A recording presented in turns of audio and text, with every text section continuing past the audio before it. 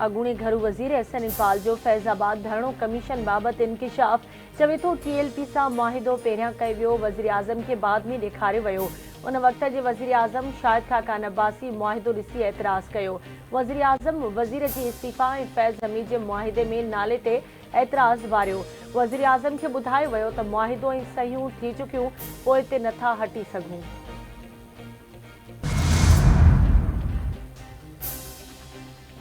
नाणे वारे वज़ीर मोहम्मद औरंगज़ेब जी अमरीका जे ॾखण ऐं विच एशियाई मामलनि बाबति परॾेही वज़ीर डोनाल्ड लू ऐं अमरीकी परॾेही खाते जे principal deputy assistant secretary Elizabeth Horst सां मुलाक़ात। पाक अमरीका लाॻापनि खे वधीक मज़बूत करण लाइ वॉशिंगटन जे अज़्म जो वर्जा। परॾेही वज़ीर जे अमरीकी उहिदेदारनि खे पाकिस्तान जे सुधारनि बाबति एजेंडा ते ब्रीफिंग। मोहम्मद औरंगज़ेब चवे थो टैक्स जे बुनियाद खे वसी तवानाई जे शोबे खे हमवार करण ऐं निजकारी तरजीह आहिनि। मुलाक़ात में मुतबादल तवानाई, ज़राअत, आब हवा ऐं टेक इंडस्ट्री जे मामलनि ते बि ॻाल्हियूं। नाणे वारे वज़ीर पाक अमरीका इक़्तिसादी भाईवारी खे अपग्रेड करण ते बि ज़ोर ॾिनो। बलोचिस्तान जे मुख़्तलिफ़ ज़िलनि में बरसातुनि सबबि ॿोॾि वारी सूरतहाल। 8 ज़िलनि में बरसात सबबि 8 ॼणा फौत। चाही में बरसात सबबि नदियुनि ऐं नालनि में चाढ़ खां पोइ पाणी आबादियुनि में दाख़िल थी वियो। बरसात सबबि मुतासिर इलाइक़नि में रेन ऐं अर्बन फ्लड एमरजेंसी लागू। कोयटा शहर आफ़त सटियल करार। बरसात जे वहिकिरनि में भिटियूं रही पियूं। 40 घर वहिकिरनि में लुढ़ी विया। माण्हू महफ़ूज़ हंधनि ॾांहुं मुंतक़िल थियण लॻा। सिंध जे मुख़्तलिफ़ इलाइक़नि में किथे तेज़ त किथे हल्की बरसात। मींहुं पवण सबबि मौसम ख़ुशगवार थी वई। फसलुनि खे नुक़सान रसण जो ख़दशो। कराची में सुबुह सवेर हल्की बरसात सबबि मौसम ख़ुशगवार। मौसमियात खाते पारां शहर में विचोली बरसात जी अॻकथी। ठटे, गुजो, घारो, मीरपुर साकरो, कींझर, लायकपुर, बन्नू, अबड़ाल, घोड़ाबारी, बुढो कमराणी ऐं कड़ियो घंवर में वसकारो।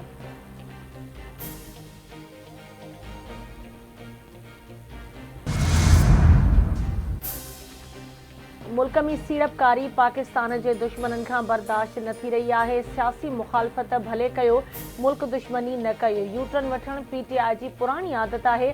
संदन लीडर अॻु करप्शन जे केसनि खे मुंहुं ॾिए पियो। हुकूमत जो सभ खां अहम मक़सदु सीड़पकारनि खे सहूलियत फ़राहम करण आहे। ख़ासि सीड़पकारी काउंसिल तहत परॾेही सीड़पकारी अची रही आहे। ख़ासि सीड़पकारी काउंसिल जो क़याम मुल्क जे मुफ़ाद में आहे।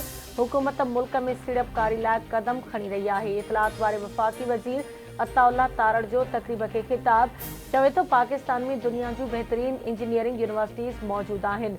हर साल 50,000 जे वेझो ग्रेजुएट्स तालीम पिराए यूनिवर्सिटीज़ मां फ़ारिग़ थियनि था। असांखे वोकेशनल ट्रेनिंग ते ध्यानु ॾियण जी ज़रूरत आहे।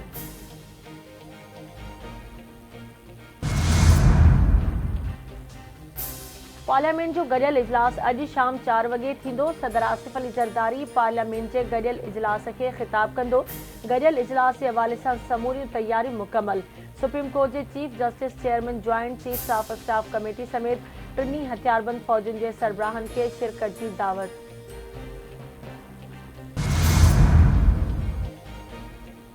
सिंध हाई कोर्ट में कॉन्ट्रैक्ट ऐं एडहाक ते भर्ती कयल सरकारी मुलाज़िमनि खे पको करण बाबति केस जी ॿुधणी। अदालत हुकूमत खे नोटिस जारी कंदे 8 मई ते जवाब तलब करे वरितो।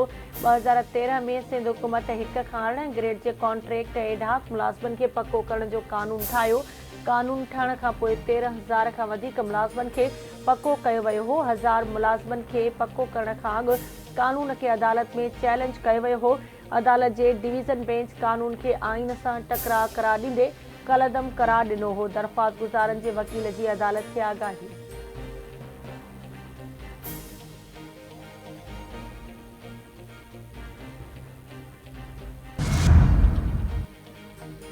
ईरान इसराइल छिकताण। इसराइल जे वज़ीर आज़म नेतन्याहू सब्र खां कम वठण लाइ आलमी दबाव रद्द करे छॾियो।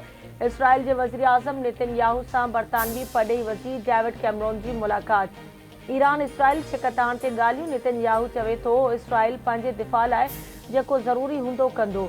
दोस्त मुल्कनि जूं तजवीज़ूं पंहिंजी जाइ ते, पर इसराइल पंहिंजा फ़ैसिला पाण कंदो।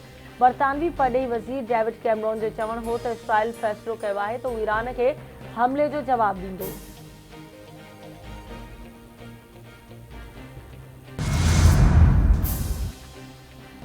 दहशतगर्दी खे मुंहुं ॾियण लाइ पाकिस्तान जी कोशिशुनि जी हिमायत कयूं था। कंहिं बि मुल्क खे दहशतगर्दीअ जो शिकार न थियणु घुर्जे।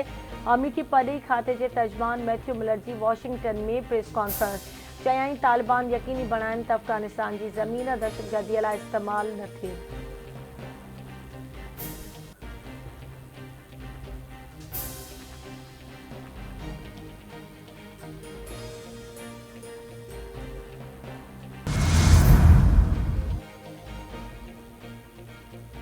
गडि॒यल क़ौमुनि में फ़लस्तीन जे मुस्तक़िल मेंबरशिप लाइ वोटिंग अॼु थींदी। 15 रुकनी सलामती काउंसिल अॼु मंझंदि 3 वॻे वोट विझंदी। फ़लस्तीन खे मेंबरशिप में दाख़िल कयो वञे।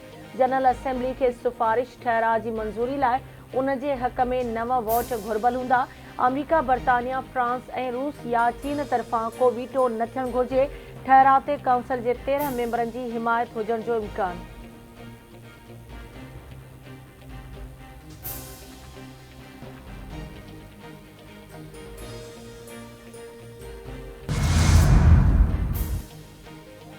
भारत में आम चूंडूं सुभाणे खां शुरू थींदियूं। भारत में सुभाणे खां शुरू थींदड़ आम चूंडूं 7 मरहलनि में 1 जून ताईं जारी रहंदियूं।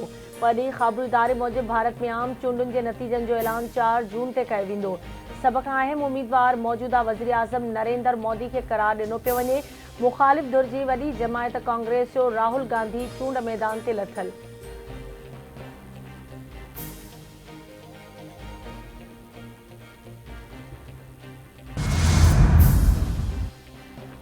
कोयत एयरपोर्ट ते 3 ॾींहनि खां फाथल 50 पाकिस्तानी परेशान।